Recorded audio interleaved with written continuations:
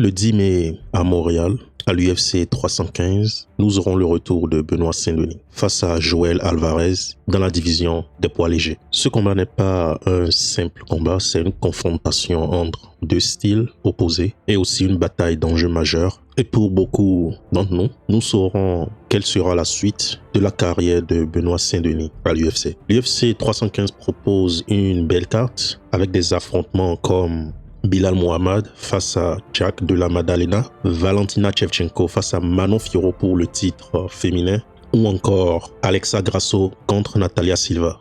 Mais c'est bien le duel entre BSD et Alvarez qui capte notre attention dans cette vidéo, car il promet d'être une guerre où chaque seconde pourrait faire basculer l'issue.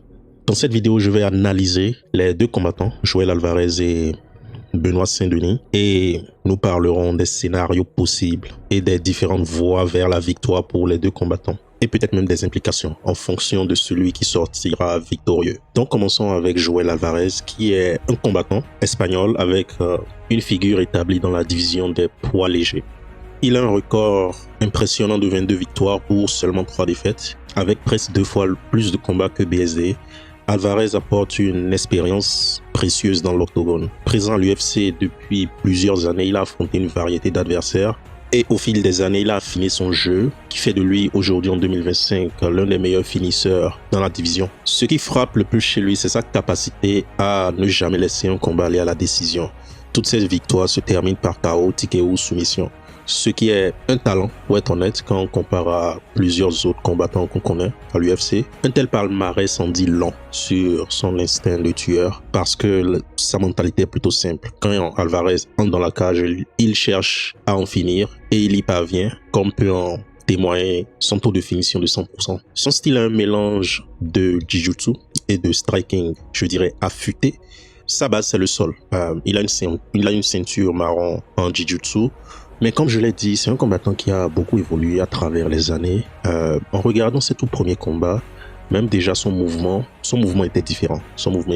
Dans ses débuts à l'UFC, il sautillait beaucoup comme un kickboxer. Il utilisait son allonge pour garder les gens à distance. Mais aujourd'hui, il adopte une posture beaucoup plus ancrée, inspiré de la boxe. Bien sûr, il n'a pas les jambes aussi écartées que nos amis les boxeurs, mais on le voit beaucoup moins sautiller, il est beaucoup plus posé, il est beaucoup plus calme, ce qui lui permet de mieux gérer le rythme et la direction des échanges. Tous ces combats sont différents. Il observe, il analyse et il ajuste en fait son approche en fonction de son adversaire. Face à un combattant passif, il reste calme, il cadre l'action avec des frappes précises, il contre. Mais si la pression monte, il peut transformer le combat en chaos contrôlé. Une qualité qui pourrait s'avérer décisive face à BSD, parce que je peux vous assurer que Joel Alvarez ne se laissera pas faire. Absolument pas. Maintenant, passons à Benoît Saint-Denis. Faisons une petite présentation, même si nous le connaissons tous, faisons une petite présentation de qui est Benoît Saint-Denis. Actuellement, Benoît Saint-Denis a un record de 13 victoires pour 3 défaites. Relativement jeune dans sa carrière professionnelle, juste 16 combats au total, et il a déjà accompli tout ça à l'UFC. Mais actuellement, il est en train de traverser une période, disons, en griffe sombre pour plusieurs raisons. Ces 2 derniers combats, notamment contre Dustin Poirier et Renato Moicano, ont stoppé net son ascension. Ces 2 combattants ne l'ont pas stoppé à la décision avec une simple défaite. L'un était par KO face à Dustin. Le deuxième était une domination totale au sol et un ground and pound extrêmement violent. Ces défaites, bien que face à des adversaires de haut niveau, placent BSD dans une position délicate. Une 3e perte consécutive pourrait freiner ses ambitions d'une division lightweight ultra compétitive. En plus, face à Joel Alvarez qui est aux portes du top 15, c'est un combat qui pourrait définitivement le mettre dans une situation où il aura maintenant à combattre des gens qui sont hors du top 15. Et ça, ce serait vraiment un gros pas en arrière comparé au gros pas en avant qu'il avait fait il y a de cela 1 an en combattant Dustin Poirier. Le style de BSD repose sur une pression incessante et bien sûr sur la mentalité de guerrier. C'est plutôt simple à résumer. Il avance en ligne droite, il accule son adversaire contre la cage et à partir de là, il impose son grappling. Mais chaque combat de BSD commence souvent de la même manière. Un low kick gauche dans les 10 premières secondes. C'est un peu comme sa signature et je suppose que c'est une façon pour lui de faire comprendre à son adversaire qu'il est là pour dicter le tempo. Mais cette agressivité est à la fois sa force et sa faiblesse. Elle déstabilise certains adversaires, mais elle l'expose aussi à des contres, comme l'ont montré ses récents revers. BSD est un combattant qui vit pour la guerre et le divertissement, mais cette approche un peu brute pourrait-elle suffire face à un adversaire aussi polyvalent qu'Alvarez? C'est ce dont on parlera dans cette vidéo. Je vous donnerai une analyse.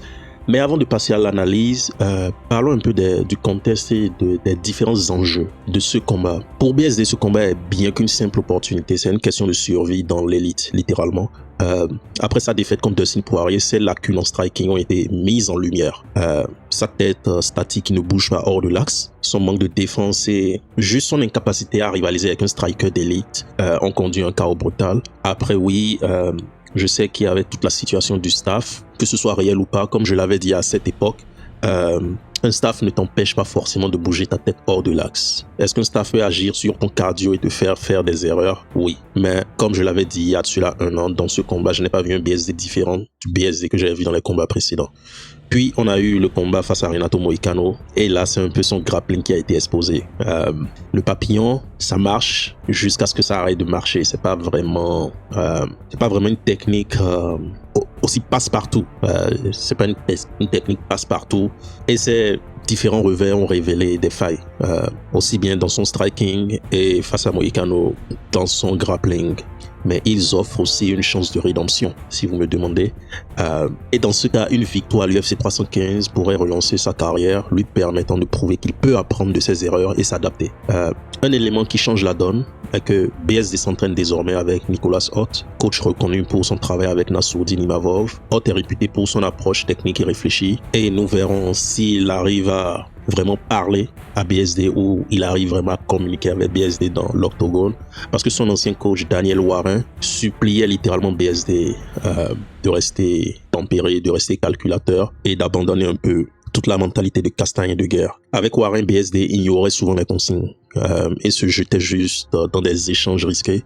On verra si Ott peut canaliser cette énergie tout en corrigeant les failles techniques.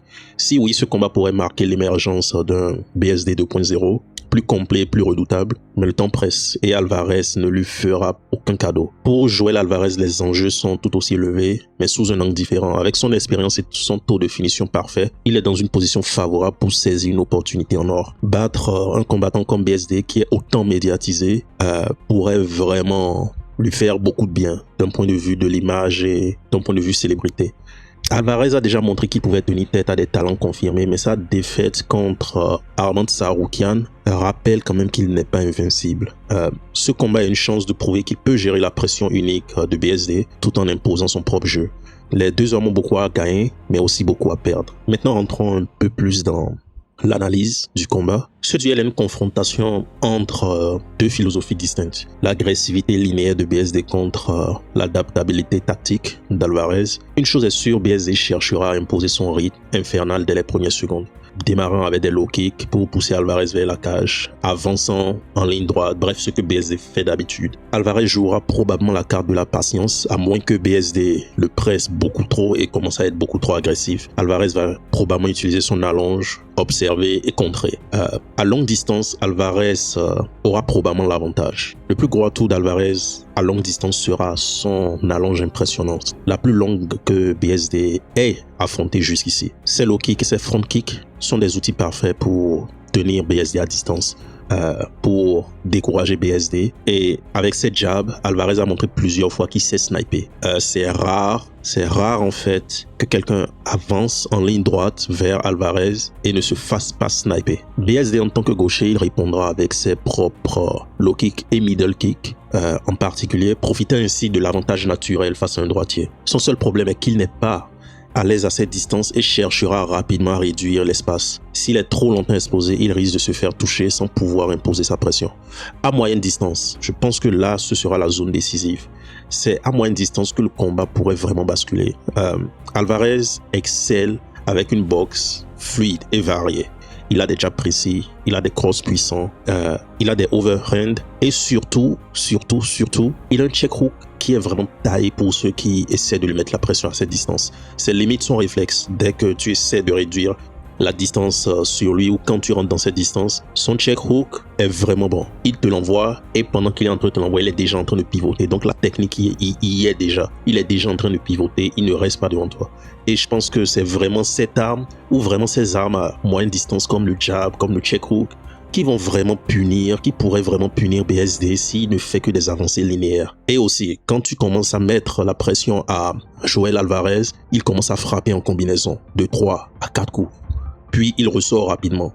Je sais que la moyenne distance, c'est la distance préférée de BSD. Avant le clinch et qu'on aille au sol, c'est la distance préférée de BSD pour faire en griffe la guerre. Mais son manque de mouvement de tête le rend très très vulnérable. La référence, allez revoir le combat face à Dustin Poirier. Face à Poirier, il a encaissé des coups vraiment dévastateurs en avançant n'importe comment. Et Alvarez pourrait encore exploiter cette faiblesse ici si cela n'a pas été changé. À courte distance et dans le clinch, ce sera un peu plus le territoire de BSD, j'ai l'impression. Parce que dans le clinch, BSD utilise beaucoup de coudes, il utilise beaucoup de genoux au corps et il a des transitions vers ses takedowns. Mais dans ce combat, la taille d'Alvarez pourrait limiter l'efficacité de ses genoux. De plus, Alvarez n'est pas passif dans cette zone. Il a aussi des genoux qu'il utilise vraiment quand on le met sur le reculoir ou quand il est dans le clinch. Et l'un de ses réflexes, c'est aussi de menacer avec la guillotine dans le clinch. Puisqu'il est plus grand, donc très souvent la tête de ses adversaires est relativement à la bonne distance pour tenter une guillotine debout. Au sol, les deux combattants sont dangereux, mais différemment. BSD est agressif, essaie d'être dans des positions pour un ground and pound ou cherche même des soumissions comme on l'a vu face à Poirier, mais le plus gros problème est le manque de contrôle qu'il a dans ces situations. Son manque de contrôle le trahit un peu. Contre Poirier, il était un peu trop pressé. Il n'attendait pas pour vraiment poser le contexte de ce qu'il voulait faire. Il essayait un peu trop vite de faire des transitions entre les différentes étapes. Et contre Moïcano, il a juste été dominé. Alvarez, avec sa ceinture marron de Jiu-Jitsu, un finisseur au sol. Il brille dans les scrambles, où il tente des soumissions opportunistes comme des guillotines. Si BSD amène Alvarez au sol, il devra maintenir un contrôle strict pour éviter les renversements. Mais dans un échange au sol ouvert, je trouve que Alvarez aura l'avantage technique d'un point de vue soumission, puisqu'il a plus de flair pour ça. L'agressivité de BSD au sol, je l'aime et je la valorise.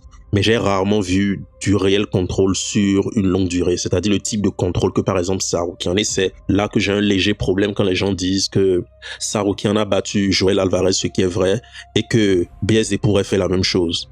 Oui, BSD est aussi un bon grappleur, mais la différence entre Tsarukyan et BSD est le niveau de contrôle. Tsarukyan, quand il te chope et il te met au sol, il ne te laisse pas te lever. Tu es bloqué là, tu vas rester là, et tu te lèveras quand il aura fini de faire ce qu'il a à faire avec toi. Un aspect clé aussi sera le contrôle de certaines zones de l'octogone. Et je pense qu'on verra le plus haut niveau d'agressivité proche de la cage. Et je pense que celui qui gagnera en fait cette bataille proche de la cage devrait gagner le combat. Alvarez devient extrêmement agressif. Justement, dans ces combats où il est patient, son agressivité ressort quand il sent que ses adversaires sont derrière la ligne noire ou sont proches de la cage. C'est vraiment là qu'il devient extrêmement agressif, avec des barrages de coups. Et s'il y a des scrambles, les soumissions souvent sortent là. BSD aussi est agressif, mais c'est légèrement différent. Son seul but est de pousser en fait ses adversaires ou ses opposants contre la cage pour imposer ses takedowns et pour essayer d'imposer un ground and pound. Celui qui dominera en fait cette zone aura un avantage décisif. À moins que, et je reviens à l'argument de Tsarukyan. Tsarukyan fait des takedowns au centre de l'octogone. Tsarukyan, il peut te choper n'importe où, que ce soit au centre, que ce soit... Mais est-ce que BSD fait des takedowns au centre de l'octogone? Non, j'ai rarement vu ça. Et c'est même comme ça que Moïcano lui a créé beaucoup de problèmes, parce que Moïcano l'a takedown au centre de l'octogone et après c'était très compliqué pour lui de se lever. Donc, si BSD a tout le temps besoin de pousser les gens vers la cage, là on commence à voir une habitude dans son jeu. Et si tu vois une habitude dans le jeu d'un combattant, tu peux faire un plan pour contrer ça. Donc, est-ce que BSD nous fera une surprise cette fois-ci et amènera Joel Alvarez au sol au centre de l'octogone? Ça reste à voir, même si personnellement j'en doute un peu. Les takedowns sont au cœur du jeu et de l'arsenal de BSD, mais souvent ils sont, comme je le disais, ils sont prévisibles et ils sont aussi exécutés d'une façon qui peut le rendre très vulnérable en fait aux réflexes de guillotine. Et surtout au genou sauté d'Alvarez, parce que j'ai revu le combat face à Poirier. Il y a eu des situations où BSD se jetait littéralement pour tenter un takedown. J'ai déjà vu dans les combats de Joel Alvarez, je l'ai déjà vu sauter et punir des gens avec un genou sauté quand tu essaies de pousser vers la cage. Donc, pour réussir, comment BSD devrait en fait préparer ses takedowns ou piéger Alvarez, il faudrait des feintes pour rendre les entrées difficiles à lire. À chaque fois qu'il bouge, Joel Alvarez ne peut pas se dire « Oh, il vient pour un takedown ». Si Joel Alvarez se dit ça, le genou sauté peut être là ou la guillotine peut être là. Mais si tu fais des feintes, à un niveau, Joel ne sait pas exactement. Est-ce que c'est une feinte? Est-ce qu'il est en train de rentrer? Et c'est ça l'avantage des feintes. Ça te permet des fois de brouiller les pistes. Et il est là le problème. J'ai rarement vu BSD faire des feintes. Il fait pratiquement tout ce qu'il fait. Il le fait en première intention. Mais peut-être que ce sont des choses qui vont changer comme maintenant il est avec Nicolas Holt. Mais si il amène Joel Alvarez au sol, un contrôle strict sera essentiel pour empêcher ce dernier de se relever ou de tenter une soumission. Il faudra vraiment un contrôle très strict et il ne faudra pas brusquer les phases de grappling. Ce qui nous amène aux voies vers la victoire et au scénario possible. Comment BSD pourrait gagner ce combat? BSD a quelques chemins vers la victoire, mais il demande des ajustements. Le premier s'inspire de Arman Tsarukyan, qui a dominé Alvarez au sol. BSD devra mener le combat au sol, idéalement au centre de l'octogone, loin de la cage où Alvarez pourrait se relever. Une fois au sol, il doit infliger des dégâts avec son ground and pound et chercher des soumissions, tout en évitant les scrambles où Alvarez excelle. Cependant, cela exige un niveau de contrôle que BSD n'a pas encore pleinement démontré. Une autre option serait des échanges explosifs à courte distance. Dans une guerre à moyenne ou courte portée, BSD pourrait surprendre Alvarez avec un coup où son agressivité à cette distance pourrait totalement déstabiliser Alvarez, chose qui pourrait le fatiguer sous la pression ou le faire sortir de son game plan ou le faire sortir de toute son attitude de contrôle. Une pression incessante pourrait user Alvarez mentalement et physiquement, particulièrement dans le troisième round. Si BSD maintient un rythme infernal, il pourrait forcer son adversaire à craquer. Mais ces différents scénarios ont quelques obstacles. Déjà, les takedowns sont un peu prévisibles, donc il y a un fort risque d'être contré. Son manque de mouvement de tête le rend vulnérable aux frappes d'Alvarez et son contrôle au sol doit s'améliorer pour rivaliser avec les grappleurs d'élite. Pour Joel Alvarez, sa polyvalence met à sa disposition plusieurs armes. La première est le contrôle de la distance. Grâce à son allonge, il peut sniper BSD avec des jabs, des low kicks, des check hooks, accumulant des dégâts tout en évitant la pression. Alvarez adore acculer ses adversaires pour les finir avec des combinaisons dévastatrices.